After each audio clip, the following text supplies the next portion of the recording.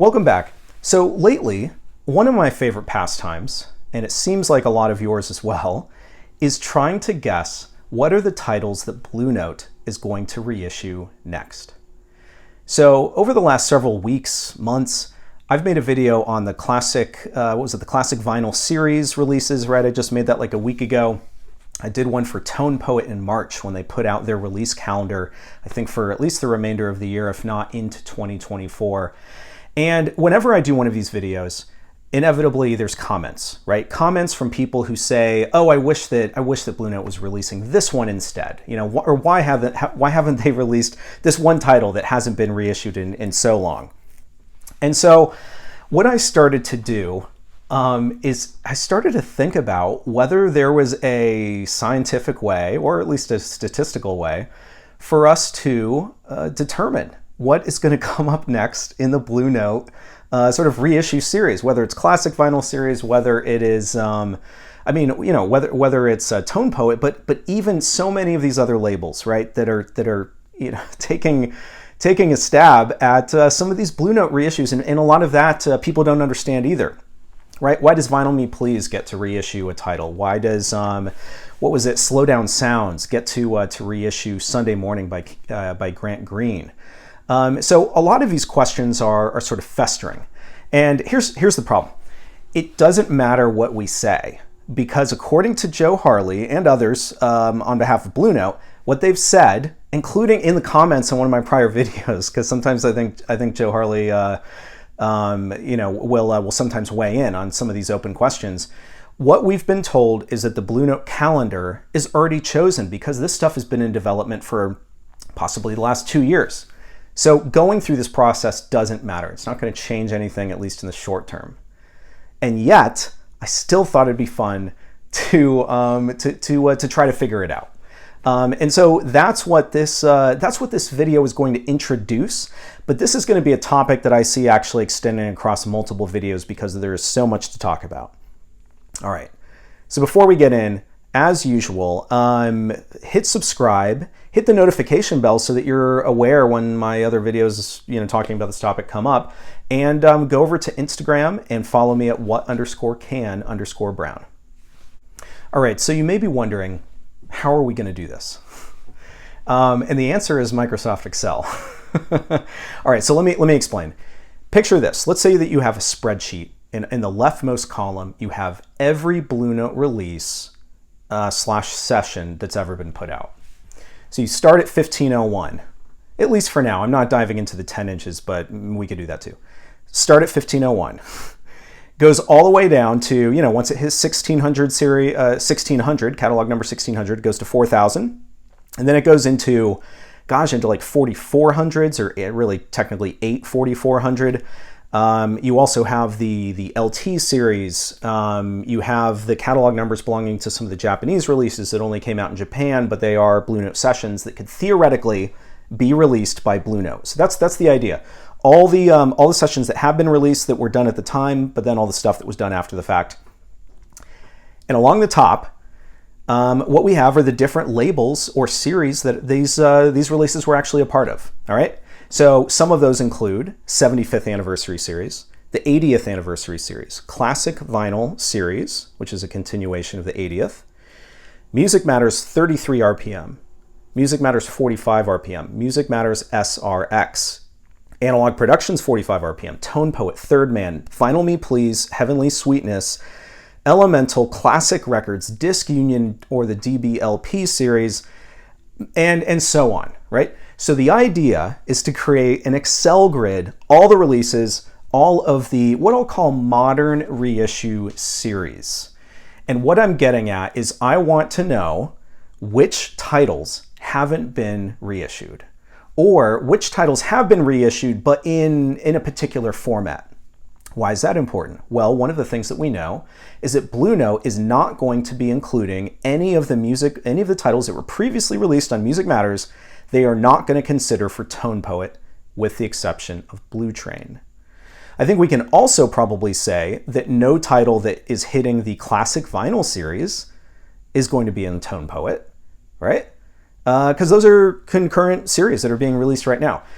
What we're going to get at the end of this is we're going to know which ones were never released. We're going to know which ones were released once, but in Japan, which ones maybe we can remove from consideration for a future release because it was just released, and so on. There's actually a lot of interesting information that we can get by going through this exercise. All right, so what I just talked about probably sounds pretty daunting. And you may be wondering, how can I help? Probably not. Guess what? I've already done it. So over the last week, in some of my minimal spare time, I've put together this Excel document. And you're probably thinking, this is ridiculous. Why would anybody spend so much time? You must be obsessive. Just settle down. You're going to get to be the beneficiary of some of this information. All right, so I have already done it. It's 500 plus lines long. Obviously, I do still need to add. I still need to add some of the LT series, some of the BNLA series. There's a few things in there that that I need to add. The other thing that's really important, because I know that there's a lot of fact checkers out there on YouTube. My source here is Discogs. Okay.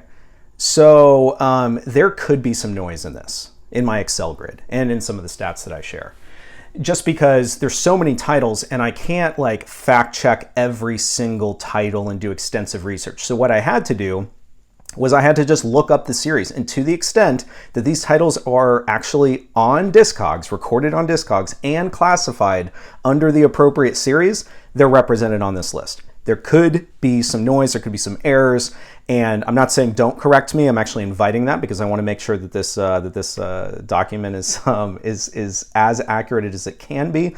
But just know that there's probably going to be here and there some issues. I might say, oh, like Lee Morgan Volume 3 has only had like one release, and you're going to be like, no, you forgot about the Classic Records edition, like all of that kind of thing. Let me know. But I did spend a decent amount of time going through this. So like I said, the output of this exercise is going to be over the course of several videos because there's just so much to talk about.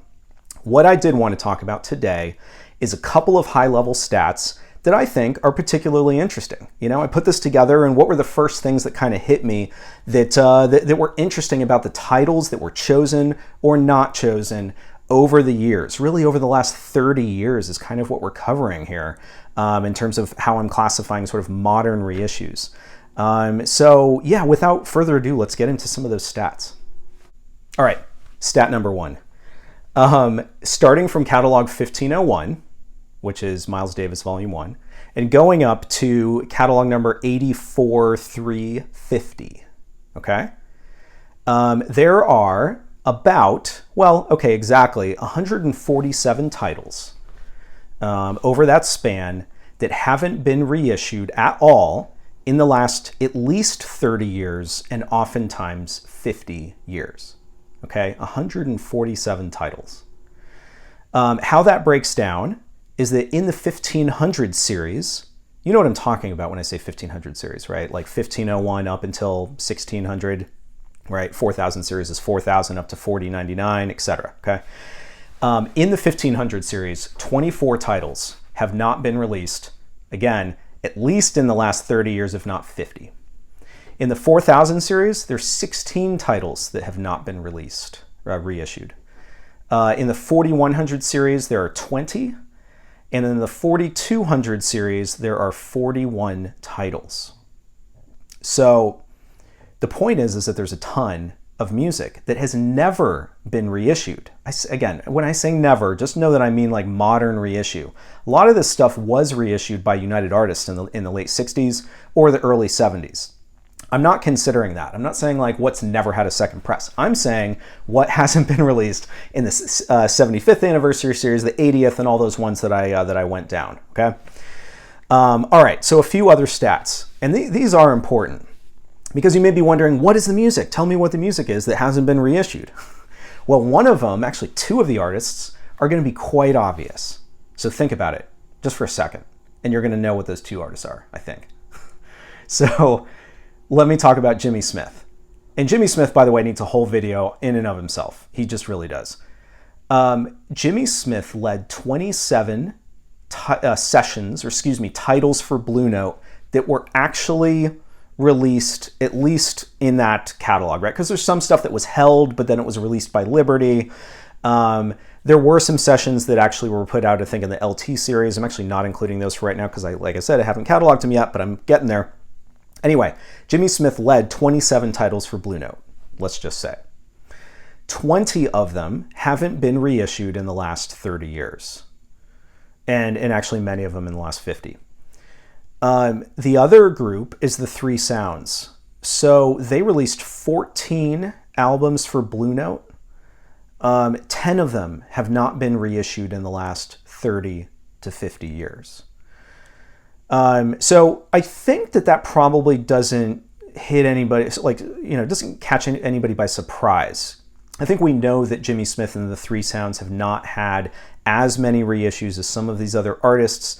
And I think that those are musicians who, I think it's a combination of their music hasn't aged as well over time. And I would say that's especially the case for Jimmy Smith's style of playing the organ. And I can't take anything away from some fantastic albums he did, like Midnight Special, like Back at the Chicken Shack. I like Prayer Meetin' a lot. But there's also plenty that need, or that weren't reissued that probably do need a reissue, right? What about House Party? What about The Sermon? So there's the point is that in those 20 titles, there are some that deserve to be heard. Within the Three Sounds, yeah, okay, so there's only a couple that were reissued, and there's a lot that haven't. But I don't know. For me, I don't understand why people don't like the Three Sounds as much. It almost feels like there was this 20-year period in vinyl collecting that people decided that stuff wasn't worthwhile, and then everybody just trusted that opinion after the fact. There's a ton of great Three Sounds albums. And maybe that's a video in and of itself as well. All right. So other artists that haven't been reissued, that haven't had as many reissues as they should, Stanley Turrentine and Lou Donaldson are the next in line in terms of the number of titles that have not been reissued. And again, as I continue to sort of explore this area, I'll highlight some of these more particularly. But in this video, I'm going to move on to and show you actually some examples of titles that I think are particularly egregious in terms of why haven't these been reissued? All right, so here we go. 7 titles that I think are, I don't know, they just, they're so obvious. They're such obvious candidates for a reissue. And for whatever reason, we haven't had them yet. So I'm going to kind of run down each of them. One of these I don't have a copy of to show you, but the others I do.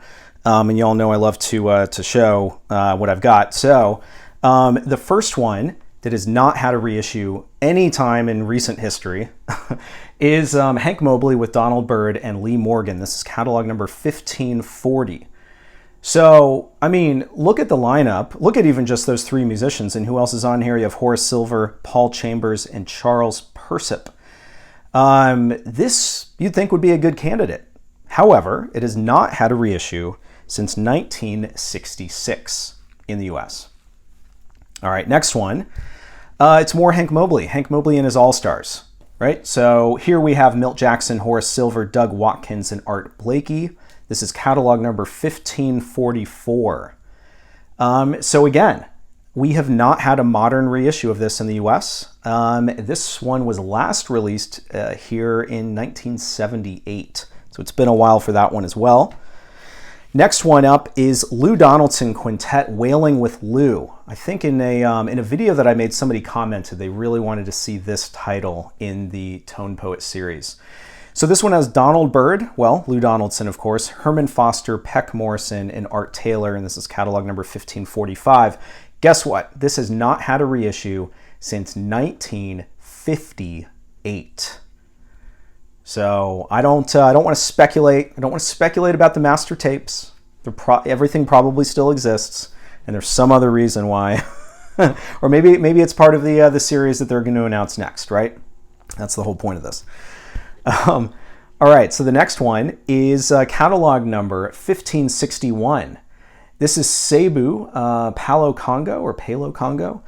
I would say out of any of the Blue Note titles in the 1500 series, this is the one that still takes people by surprise. I think it's because it's such an unusual title, and Seibu didn't have any other albums for Blue Note.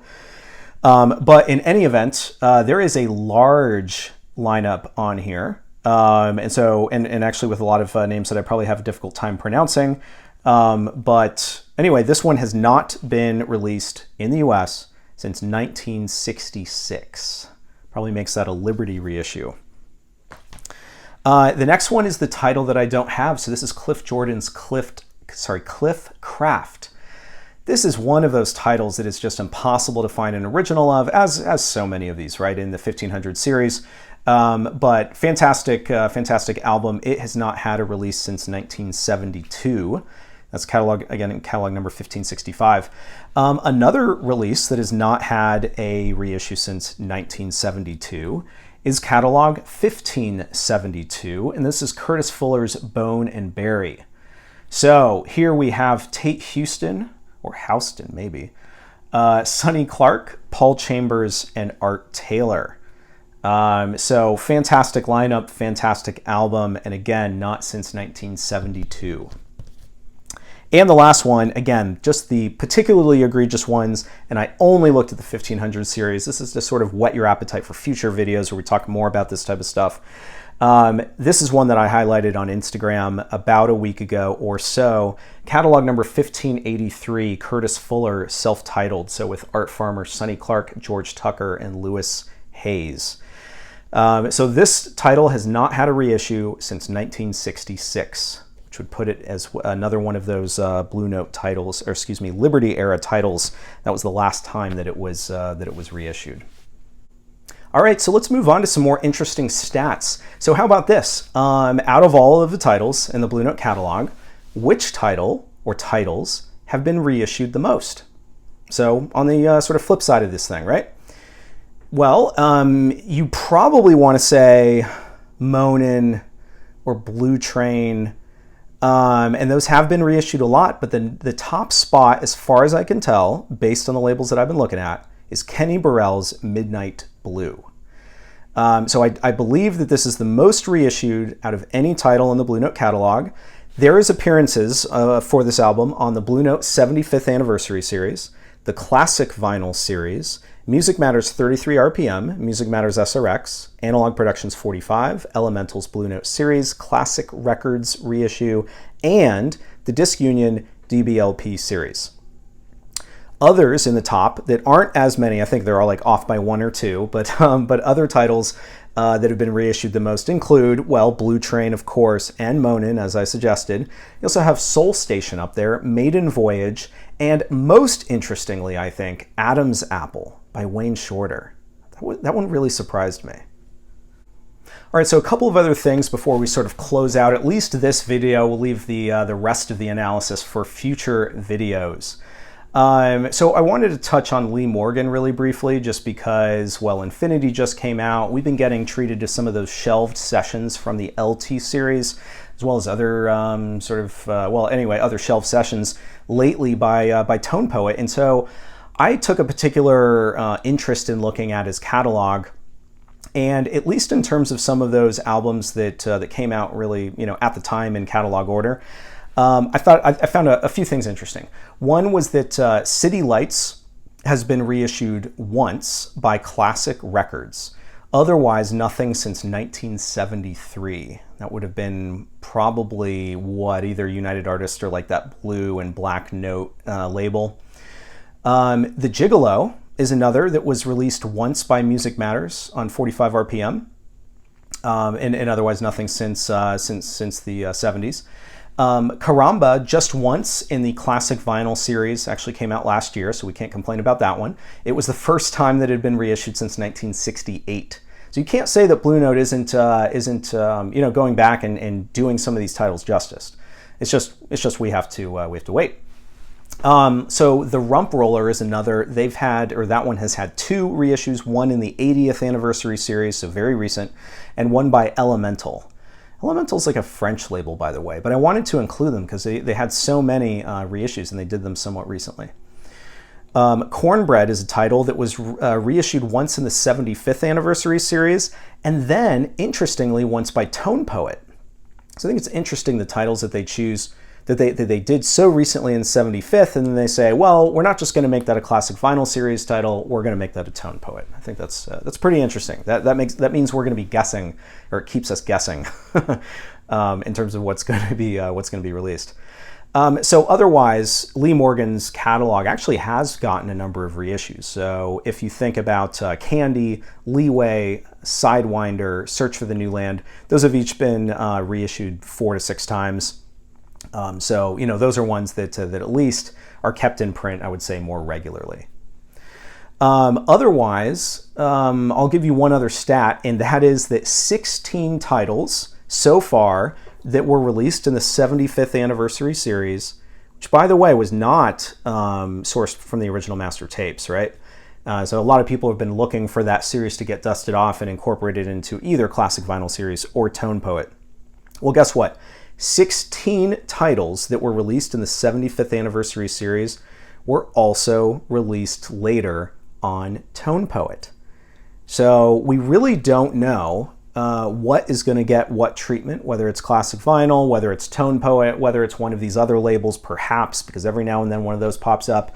But for the moment, everything probably seems a little hazy, but I'm thinking that as I continue to sort of develop, some insights from this Excel, I think I'm going to get to maybe a little bit more interesting conclusions, especially